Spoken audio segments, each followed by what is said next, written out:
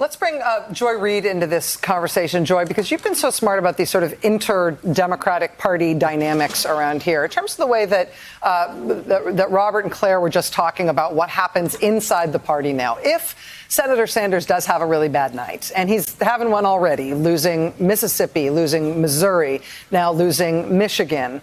And we don't know what's going to happen in those western states where they've still got poll closings and North Dakota where it's too early to call. But if he does have a very bad night tonight, is there something that the Biden campaign should learn from how things went wrong in 2016 in terms of how to knit this back together and how to keep Bernie Sanders inside the tent and his supporters on board for the general? Yeah, or 08. You know, I think Robert will remember even better than I do. You remember the Puma movement? There was a movement inside the Hillary Clinton camp that was refusing to coalesce with Barack Obama. You know, and that was as nasty a campaign as you can imagine. It isn't true that if you have a really contested, tough primary that it necessarily harms you in the general election. Because you have to remember, I kind of go back to what Nicole said. This is sort of an Occam's razor election, right? 2016 felt like a jump ball. People were making taste choices and saying, do I prefer to have Hillary Clinton or do I prefer to have, Donald Trump? And people felt comfortable doing that. The economy was good. There wasn't anything urgent about it, I think, for a lot of people. And people were making these taste choices.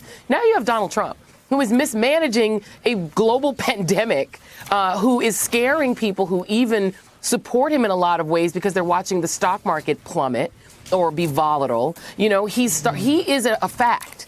And I think with that fact on the table, Joe Biden, I think for a lot of people, knows who to call, knows how to do the job. He's projecting competence. So I think even for white working class voters who might normally be for him, this is the kind of a candidate there, and he's not a woman. He's not Hillary Clinton, just to be blunt. So I think that if Biden goes on, and, it's not over. There's still next week. I think it's going to be rough for Bernie Sanders in Florida.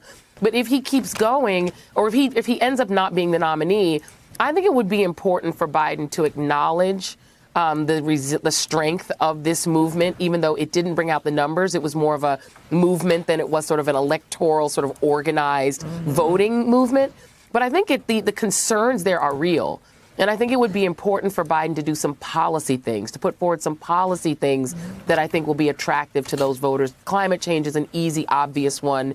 The Green New Deal is something Biden has already embraced. I think that's very important for jobs and climate. I think that's huge for my kids that are really climate voters.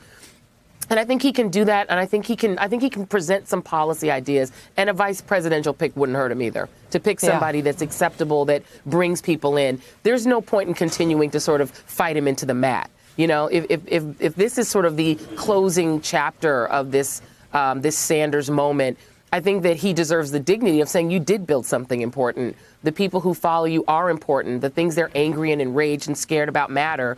And Biden needs to show that he does understand that. And what you bring to this Democratic Party and to this politics deserves to be reflected in the nominee's campaign. And you need to have your people working on this campaign. You need to have a say in important decisions by this campaign. And you need to reflect, your values need to be reflected in policy decisions by this nominee. And can I just say one other quick thing, Rachel? Because one of the things about the Sanders movement is that one of the things, because Bernie Sanders is not a registered Democrat and has not had an interest in party building, one of the things that crippled his movement is that it was not doing some of the basic sort of functionalities that a campaign that was inside the party would do. So they're belatedly trying to do the outreach to Democratic politicians. A normal sort of Democratic campaign would have done that months ago, right? The idea that they weren't really doing aggressive voter registration for the Democratic Party. Like, those party building things are the things he didn't do. And this looked the same way when I went to South Carolina in 2016, where he had all the barbershops were excited,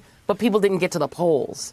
Right. So I think what now I think can happen is once these campaigns coalesce, what the Biden camp obviously have is the mechanics.